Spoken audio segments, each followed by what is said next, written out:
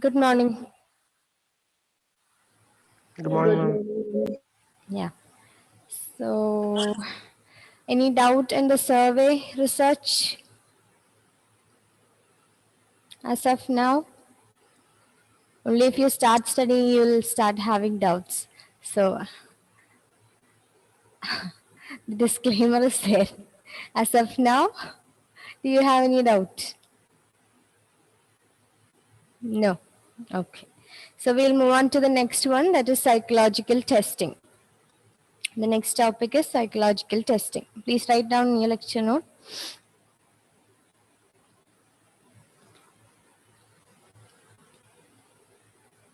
And after that, we'll learn case studies and then methods are over. Okay, psychological testing. What all do you think are measured in psychological testing? Intelligence and personality we have already discussed. Other than that, what all can we measure in psychology?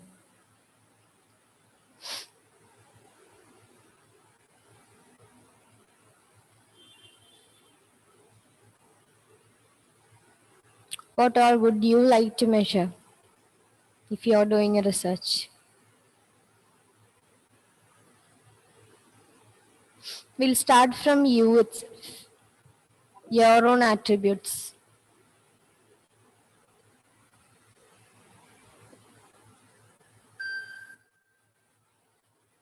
Yes? You didn't want to measure any of your psychological attributes.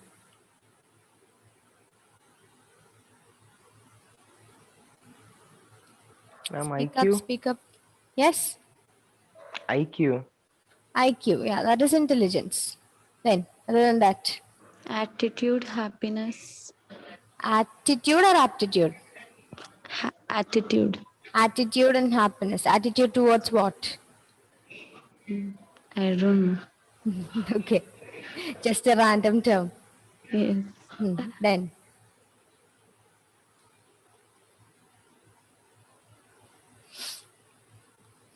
Abhinav.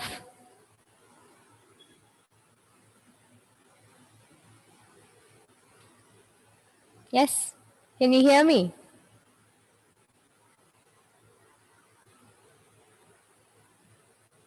No. Abhiram, Yes, ma'am. I'm thinking. yes. I'm Were thinking. you curious about anything of your psychological attribute? No. Least bothered. Okay, then. Mary Angelina. We have heard less from you. So, were you curious about measuring any of your psychological attribute? No. Okay. Anybody else? Devika? Ma'am, anger. Huh? Anger. Anger. Yes. Then Meryl. Ma'am, interests. Hmm? Interest. Interest. Yes. Interest. Alina Varghese.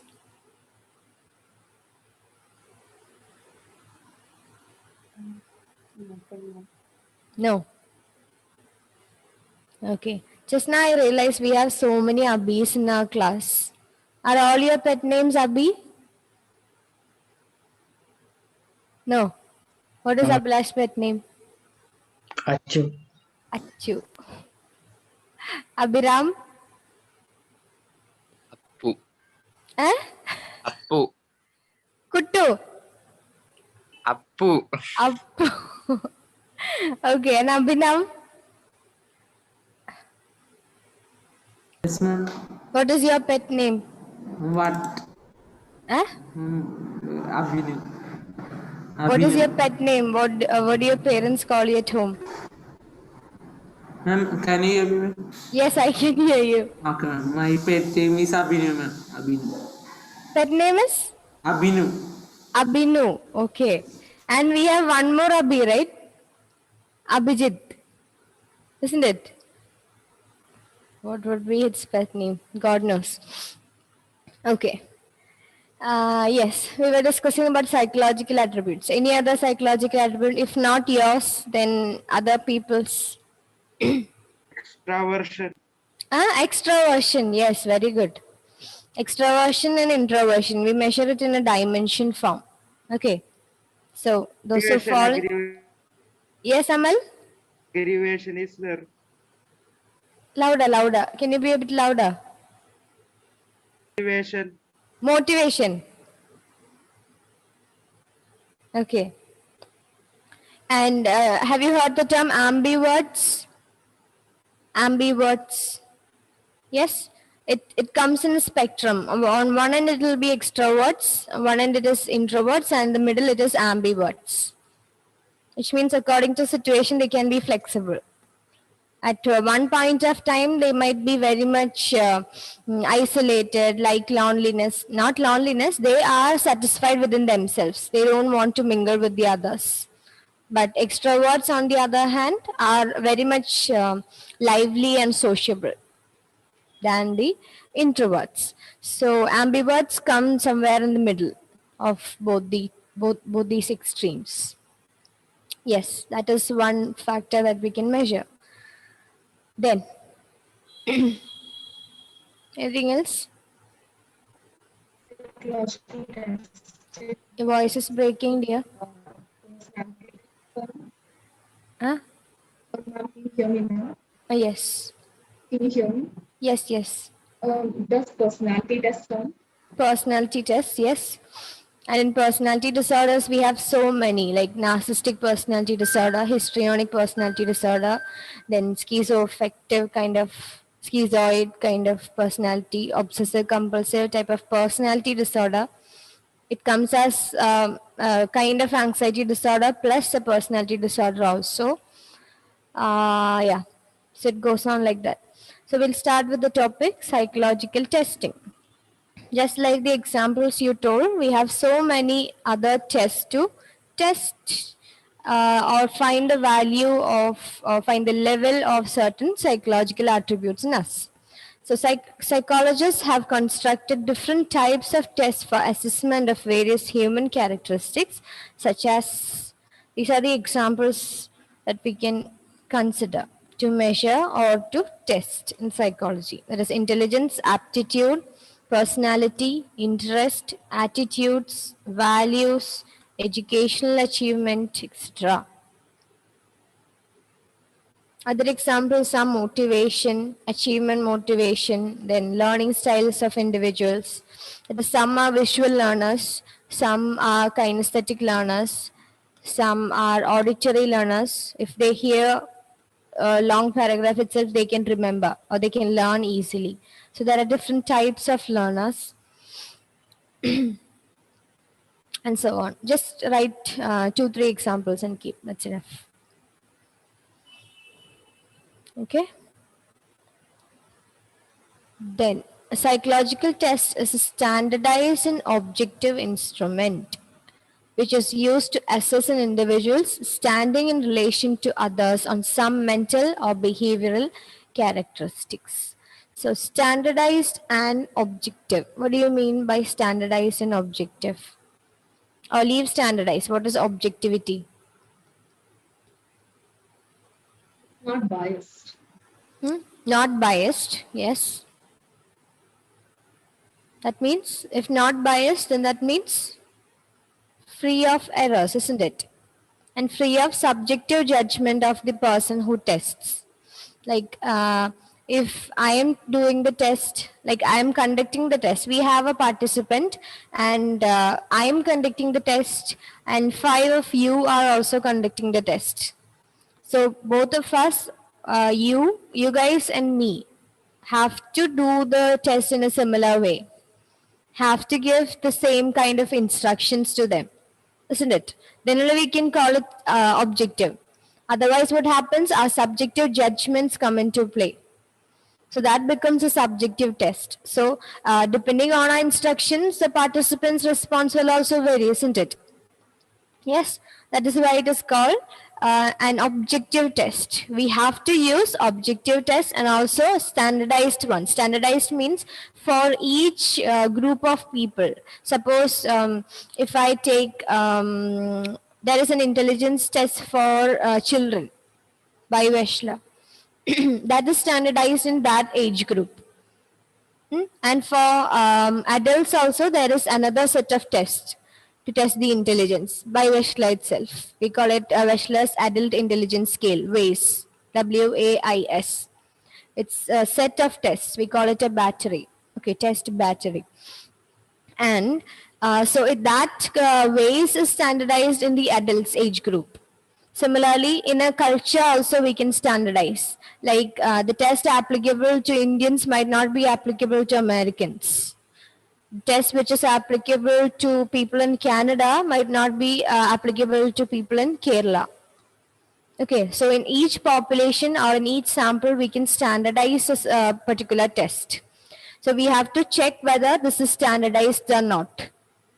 Okay, standardized means that has to be created to be applicable in that group, in a particular group. Or if it is worldwide standardized, that means it has application in all parts of the world. Okay, so when you pick a test for applying in daily life or to use for research, you have to make sure that it is standardized in the population in which you are going to study that. The one test which was developed in America and that is applicable only to Americans cannot be applied in Kerala. That is a difference. So you have to check for objectivity and also if it is a standardized test or not while choosing a test and while applying that test in a sample of population. Okay, now what is objectivity? Objectivity refers to the fact that if two or more researchers administer a psychological test on the same group of people, both of them would come up with more or less the same values for each person in the group. Objectivity means that all sources of bias are minimized and that personal or subjective ideas are eliminated. So if objectivity has to come up, then subjectivity has to go down, isn't it? So subjective factors, subjective elements from our part should be minimized. So let me ask a random question. In structured or unstructured interviews, which will have more objectivity?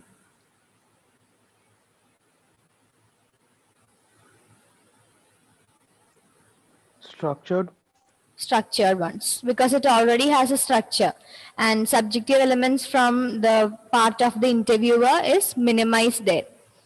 Because in unstructured, what happens if I am an interviewer, then I am free or I have the right to ask the questions in a flexible manner. I can change the questions a bit. I can also change the responses a bit. I can give the options in a different way according to the client. But there is no objectivity in that. Because if I do the unstructured test and if you do the unstructured test, it might be different, isn't it? There is a chance that it will differ. So that brings in lots of subjectivity in it. So structured interviews would have more objectivity. That's nothing related to here. Just wanted to check if you understood objectivity or not. So objectivity means you have to eradicate or erase all sources of bias and you have to eliminate the subjective factors in there. That's objectivity. Then, in order for a psychological test to become an objective measure, it is essential that items should be worded in such a manner that they communicate the same meaning to different readers. The instructions to the test takers about how to answer the test item should be specified in advance. How to ensure objectivity? One is the words used in the items. Items means, suppose if we take a questionnaire, all the questions, it has 20 questions and 20 questions form the items of that test or the questionnaire. Now, if I have a rating scale of about 5 items, then that means it has 5 statements or 5 questions in it. 5 things to be rated upon. So each element or each question or each statement, we call it an item in any test. Okay, that item has to be worded in such a manner that it communicates the same meaning to all the readers. Again, I told you, if I read the same question, like if we have questions 1, 2, 3, 4, and 5, and I read question number 1, and I understand that this question is asking me about my depressive features. I have comprehended in such a way, and you have understood that that question asks preferably about my anxiety features. So that is not objective. And the wording should be simple and it should be understandable by all types of readers. Whoever responds to this set of questions or whoever responds to this test, those respondents have to understand this in a similar way. That is one way through which we can eliminate this, not eliminate, ensure this objectivity. Okay, then second one is instructions to the test takers about how to answer the test. That is instructions, the instructions that we give. Like again, if I'm conducting the test, I'm telling them you have 5 minutes to complete the test. Now, one among you are conducting the test and you're telling, if you have not completed, you can take 2 or 3 minutes more. So is that objective? No. The instructions, if instructions are mentioned above the test, then the test taker or the respondent can easily understand that this test is valid only for 5 minutes. Or you can do this test only for 5 minutes. So that is an objective way. So instructions has to be worded correctly. Then the items in the test have to be worded correctly. And it should be understandable by all types of respondents. Then the procedure of administering the test, such as environmental conditions, time limit, mode of administration should be spelled, and the procedure for scoring of the participants' responses need to be described. So scoring should be already described, and the procedure of administering the test. The procedure of administering the test should also be mentioned earlier. Like, is it to be mentioned in group? Is it to be mentioned only among individual? And the scoring, how is the scoring done? Scoring, okay. How is the scoring done for each item or for the whole test? How can you find the total score? How can you find the sub-scores? Everything should be mentioned or described in that test. Otherwise, we can do scoring on our own, isn't it? In different ways. We can just add up the whole items and find the total score. If there are negative items, then we'll omit that. So all that should be mentioned prior to the conduction of the test. Okay. So I'll tell you once more. The items have to be worded properly. That is this point. Then the instructions have to be taken care of. The instructions have to be mentioned and specified clearly. Then the procedure of administering the test. How do you administer the test to the participant? That has to be mentioned. Then scoring has to be mentioned. And all the environmental conditions, time limit, all those things regarding the test should be mentioned prior to the test. It should be described in detail. Environmental conditions in the sense, for example, when we test attention, we have something called distraction of attention. Okay, and there what happens is, in the environmental conditions, we require distractions. Like the experimenter or the tester or the researcher will distract the respondent. And that effect is measured. The effect of distraction on attention is measured. But if you are doing an intelligence test, then you have to make sure that there is no distraction. If you are doing a memory test, you have to make sure that there is no distraction. So that has to be mentioned prior to the test. Otherwise, we wouldn't know, isn't it? It has, this test requires the presence of distraction or not. That has to be mentioned. That is the environmental conditions that is mentioned here. Okay. And also time limit, mode of administration. Should the experimenter or the tester read this aloud to the participant, or should the participant read on his or her own? All those things have to be mentioned earlier. So all these things ensure that the test has what? Objectivity. Objectivity. Okay. Now the next one. The construction of a test is a systematic process and involves certain steps. It involves detailed analysis of items and estimating reliability, validity, norms. Now we are going to learn about these three factors: reliability, validity, and norms. So when you construct a test, it is so many steps. Like even if you want to make a questionnaire also, you can't just prepare a set of 5 or 10 questions and make that a formal questionnaire. Okay, it has several other processes involved that are not involved in the syllabus, but still we are learning about reliability, validity, and norms here. So after you analyze all the items, you have to estimate the reliability, validity, and norms of the whole test. We'll see what that is. First one is reliability. Excuse me.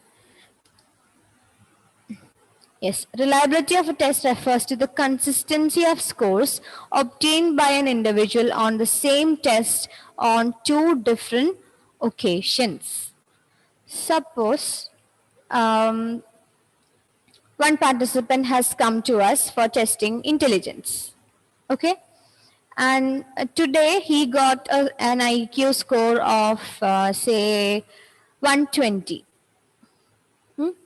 And after 3 months or after 5 months, this person is again coming and he or she is doubting that the IQ has changed. And when we tested during that period of time, it was found that this person has an IQ of say 520. Okay. What was in the beginning? 120, and it has changed even after 3 or 4 months. Okay, not years, months. It has changed to 520. So can you say that the test is reliable in nature? No. Because IQ cannot vary this much within 3 or 4 months, isn't it? Yes. So you can say that the test is not much reliable. Again, you are not related to psychology, but in daily life we can see this example. You are hopping onto a weighing machine, okay, and maybe at your gym you're checking your weight, and it is what is your normal weight? 45, 50? Okay, 50. It is 50. When you checked at the gym, it is 50. Now you bought a brand new weighing machine from Amazon or Flipkart, and then you're checking that at home. Maybe after 5 days. And you find that the weight is 85. Okay, it was 50. And now when you checked at the brand new weighing machine which you bought, you were very fond of buying it, and then you bought a new one and you checked the weight and it is 85. So is that reliable? Yes or no?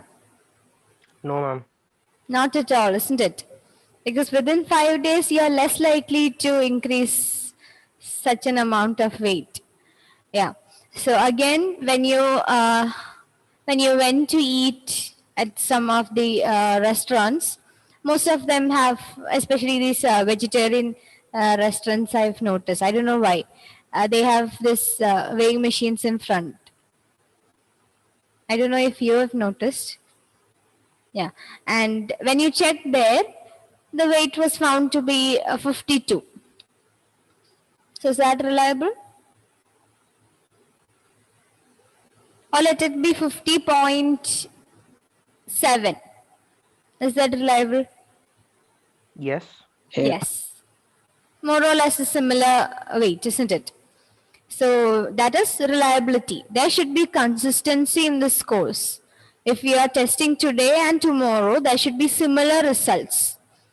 Okay, obviously IQ can have a small variation because depending on the test, suppose you were not so much interested in doing that test that day. So on the next day, you were very much interested and you were doing with all enthusiasm. So test score might vary a little bit. That is all right. But major variation, then that is not reliable. Okay. So that is about reliability. See, consistency of scores obtained by an individual on the same test on two different occasions. That is reliability. Now we have different types of reliability. One among them is test-retest reliability, which indicates the temporal stability. Temporal stability means stability of the test scores over time. It is a fancy name given to the phenomenon which we just discussed. Okay, temporal stability means stability of the test scores over time. After a period of time, are the test scores stable? That is checked through temporal stability. Now, test-retest reliability. From the name itself, you can understand, right? You're testing once, then you're retesting it. Then there should be consistency in the scores. That is test-retest reliability. Just like the weighing machine example. You're testing once, you have testing next time, and then you have to find that the test scores are similar. In this case, it is a weight score. The value of weight that you can see on the weighing machine. Okay, it is computed by finding out coefficient of correlation denoted by which alphabet? Small r. Small r. Coefficient of correlation is always denoted by small r. Yes, it is computed by finding the coefficient of correlation between the two sets of scores on the same set of responses. Why am I finding it? Yes, on the same set of persons. Okay. So mathematically or statistically, this is how we find the correlation or the test-retest reliability. That is, we find one correlation coefficient, that is coefficient of correlation, we can call it coefficient of correlation or correlation coefficient between the two sets of scores. Suppose if you are taking weight 1 and weight 2, then you find the correlation between these two. What is correlation? We are finding if there is a relationship between variable 1 and variable 2. So here variable 1 is weight 1, then here variable 2 is weight 2. And we are finding a correlation coefficient among these two. Then we can find the test-retest reliability. Okay. And again, if it is the intelligence example, we can test intelligence first, we can test intelligence the second time, and between those two scores, we find correlation. That is how we find test-retest reliability statistically. Okay, and what is test-retest reliability? We are checking the reliability of a test and we measure the same or we administer the same test one time and the second time, that is retest, on the same individuals. You shouldn't take a sample from India and next time test it on the Americans and find correlation. That is wrong. The same participants have to be there. The same test has also to be used in order to find the test-retest reliability. Okay. Then another kind of test reliability is split half reliability. So there are two types of reliability which you have to learn. One is test retest reliability. Another one is split half reliability. Learn this properly because most of the external vivas this question is asked. Types of reliability, types of validity, and so on. In practicals, you have to learn this. Split half reliability means it gives an indication about the degree of internal consistency. The other one measures what type of stability? This one, temporal stability. That is test retest reliability. Test retest reliability indicates temporal stability. And this one, split half reliability, indicates internal consistency, which means the degree of interrelationship or homogeneity among the items on a test such that they are consistent with one another and measuring the same thing of the test. Okay. Suppose we are constructing a test on depression. Okay. And the items would be, I'm feeling hopeless. One question. You have to rate. Strongly agree that kind of responses are there. 5 points. K. And another question can be, I'm not finding the activities that I already found interesting now. I'm not able to concentrate on my work. I can't feel pleasure. I'm feeling low mood all the time. So these statements are consistent within each other, isn't it? They suggest the same thing, and more or less they try to measure depression or the depressive features. When you study about depression, you'll understand these are the main symptoms: hopelessness, low mood, then not able to find interest in the activities which they earlier enjoyed, then sleep issues, then hunger issues, loss of appetite or increased appetite can be the either one. Yeah, so all these factors are similar to each other. We can get an indication that this measures depression, isn't it? Yeah, that is internal consistency. The internal consistency means the test items. Test items means all the statements in the test or all the questions in the test. They have to be consistent within each other, within the test itself. That is internal consistency. See, read the definition once more. The degree of interrelationship or homogeneity. Homogeneity means homogeneous sample. What do you mean by homogeneous?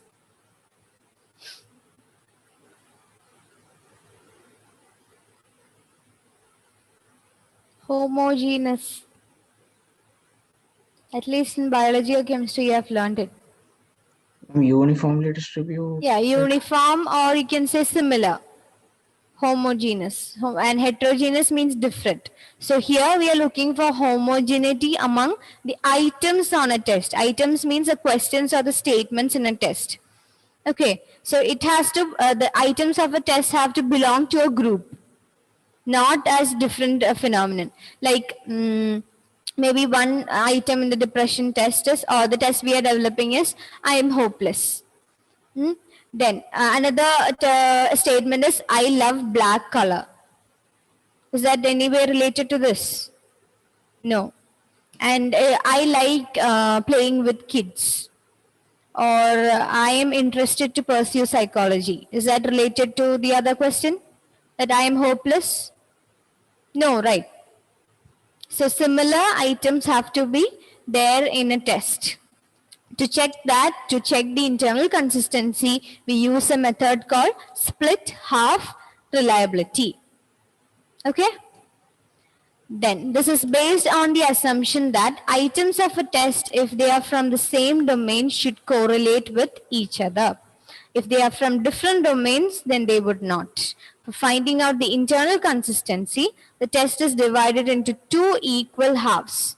So how do we find split half reliability? We divide the questions. We divide the set of questions in a test into two equal halves, employing odd even method. Suppose if there are 6 questions, Then using odd even method, I split this into two groups. That is, all the 1, 3, 5 form one group, all the 2, 4, 6 form other group. So this is one half, this is another half.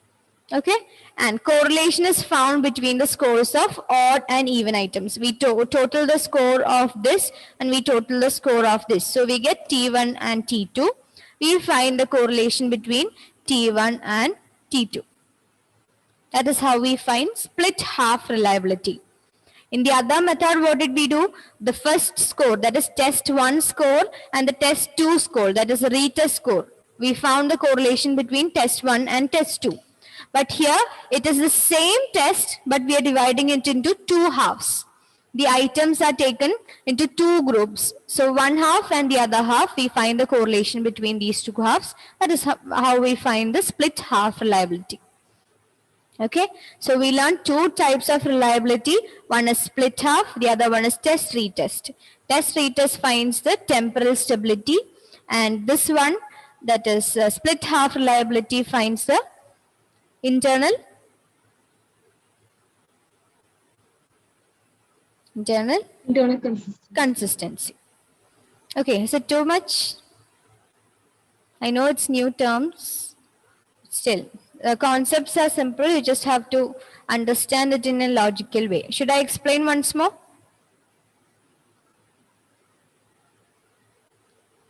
Or you have understood? Fine. Okay. Now, till what time is the class? D. Huh? 9:20. 9:20. Okay. I'll just introduce validity and I'll stop. Okay. Validity refers to, so that was reliability.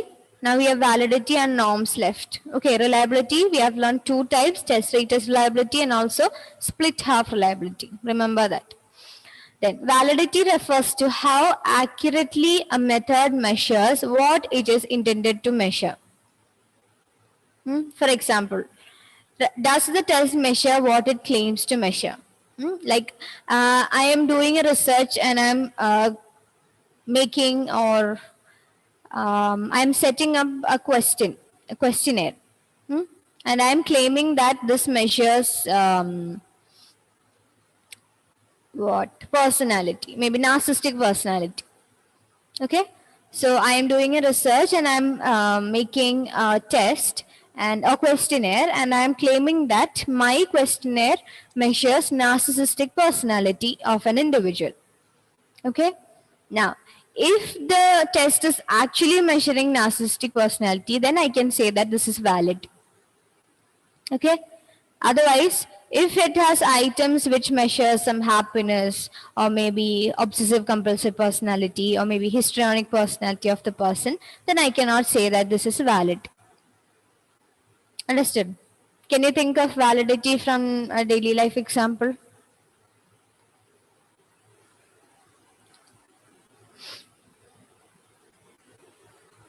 Ma'am, will you repeat again? I got disconnected in the Yes, yes. Validity means validity of the test means the test has to measure what it intends to measure or what it is designed to measure. Like I was talking about an example where I am creating a test or I am making a test or questionnaire based on narcissistic personality. I'm claiming that my questionnaire measures narcissistic personality of an individual. Okay, and if that really measures narcissistic personality, then it can be called valid, or it is having high validity. Or if it is not measuring, suppose it is measuring some other factors like happiness or anxiety or maybe obsessive compulsive personality of the person or maybe histrionic personality of the person, then I cannot call it valid. I cannot call the test as valid. Can you think of any daily life example?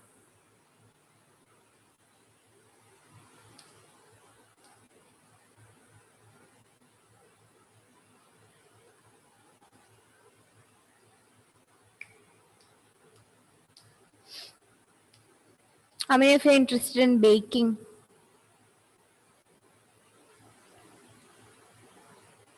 Nobody?